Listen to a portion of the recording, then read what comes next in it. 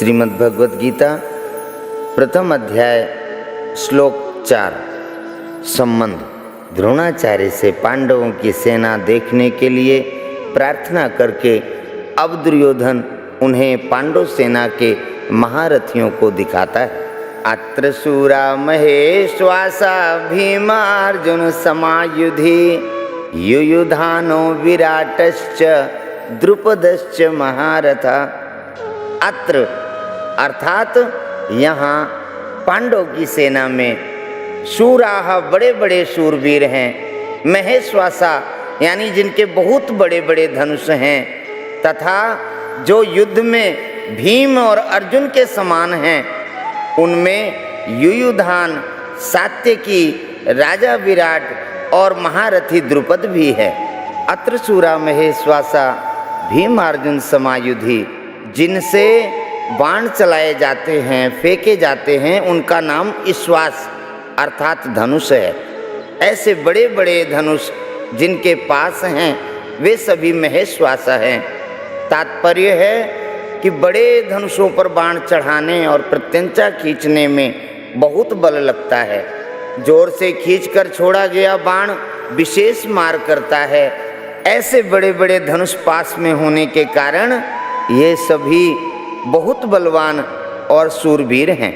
ये मामूली योद्धा नहीं हैं, युद्ध में ये भीम और अर्जुन के समान हैं, अर्थात बल में ये भीम के समान और अस्त्र शस्त्र की कला में अर्जुन के समान हैं। युयुधान सात्यकी ने अर्जुन से अस्त्र शस्त्र की विद्या सीखी थी, इसलिए भगवान श्री कृष्ण के द्वारा दुर्योधन को नारायणी सेना देने पर भी वह कृतज्ञ होकर अर्जुन के पक्ष में ही रहा, दुर्योधन के पक्ष में नहीं गया। द्रोणाचार्य के मन में अर्जुन के प्रति द्वेष भाव पैदा करने के लिए दुर्योधन महारथियों में सबसे पहले अर्जुन के शिष्य युयुधान का नाम लेते हैं। तात्पर्य है कि इस अर्जुन को तो देखिए, इसने आपसे ही अस्त्र शस्त्र चलाना सीखा है और आपने अर्जुन को यह वरदान भी दिया है कि संसार में तुम्हारे समान और कोई धनुर्धर ना हो, ऐसा प्रयत्न करूंगा। प्रयत्तिष्यते तथा कर्तुम यथा नान्यो धनुर्धरः त्वत्समो भविता लोके सत्यमेतद् ब्रवीमिते। इस तरह आपने तो अपने शिष्य अर्जुन पर इतना स्नेह रखा था, पर वह कृतघ्न होकर आपके विपक्ष में लड़ने के लिए खड़ा है, जबकि अर्जुन का शिष्य युयुधान उसी के पक्ष में खड़ा है। युयुधान महाभारत के युद्ध में न मरकर यादवों के आपसी युद्ध में मारे गए थे। विराटश्च, जिसके कारण हमारे पक्ष का वीर सुशर्मा अपमानित किया गया, आपको सम्मोहन अस्त्र से मोहित होना पड़ा और हम लोगों को भी जिसकी गायें छोड़कर युद्ध में भागना पड़ा, वह राजा विराट आपके प्रतिपक्ष में खड़ा है।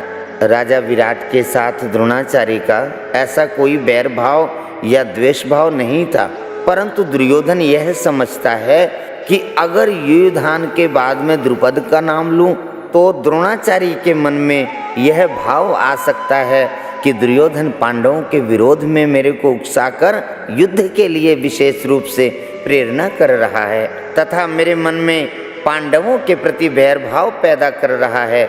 इसलिए दुर्योधन द्रुपद के नाम से पहले विराट का नाम लेता है, जिससे द्रोणाचार्य मेरी चालाकी न समझ सकें और विशेषता से युद्ध करें। राजा विराट उत्तर, श्वेत और शंख नामक तीनों पुत्रों सहित महाभारत युद्ध में मारे गए थे। द्रुपदश्च महारथा, आपने तो द्रुपद को पहले की मित्रता याद दिलाई, पर उसने सभा में यह कहकर आपका अपमान किया कि मैं राजा हूँ और तुम भिक्षुक हो, अतः मेरी तुम्हारी मित्रता कैसी, तथा बैर भाव के कारण आपको मारने के लिए पुत्र भी पैदा किया। वही महारथी द्रुपद आपसे लड़ने के लिए विपक्ष में खड़ा है। राजा द्रुपद युद्ध में द्रोणाचार्य के हाथों मारे गए थे। बोलिए श्री कृष्णचंद्र भगवान की जय।